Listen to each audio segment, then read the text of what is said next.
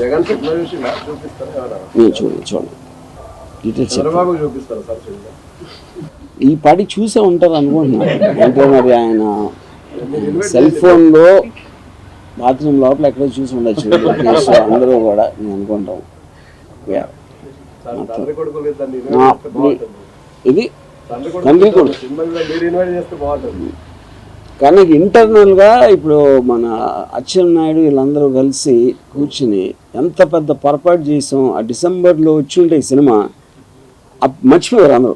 ఇప్పుడు అంటే ఏది కూడా ఎవరికి ఇప్పుడున్న అటెన్షన్ స్పాన్లో 10 రోజుల కన్నా గుర్తుండదు. అది అందరికి తెలిసిన విషయం. ఇప్పుడు దాన్ని లాగి లాగి లాగి సరిగ్గా ఇప్పుడు తెచ్చారు. అది మన లోకేష్ వ్యూహం. అది చాలా కాలం తర్వాత మా వ్యూహానికి ప్రతి వ్యూహం లోకేష్.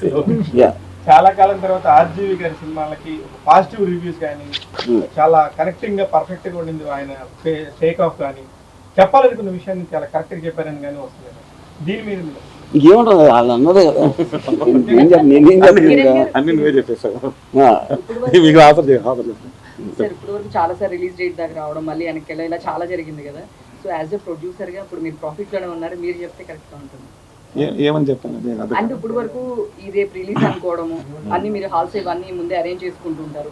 బట్ మళ్ళీ ఇలా కేసుల వల్ల అది మళ్ళీ బ్యాక్ వెళ్ళడం మళ్ళీ ఇంకో డేట్ చెప్పడం ఇట్లా ఇన్ని రోజులు జరిగినప్పుడు డెఫినెట్ గా ఫైనాన్షియల్ గా మీరు కొంచెం స్ట్రగుల్ అయి ఉంటారు. పేషెన్సే కదా సక్సెస్. ఎప్పుడు అది రాము గారి కోఆపరేషను, కోఆర్డినేషను ఇవన్నీ కలిసి మన ఓపికతో ఉండి చట్ట ప్రకారం వెళ్ళాం కాబట్టి దాని ప్రకారం కొంచెం టైం తీసుకుంటుంది.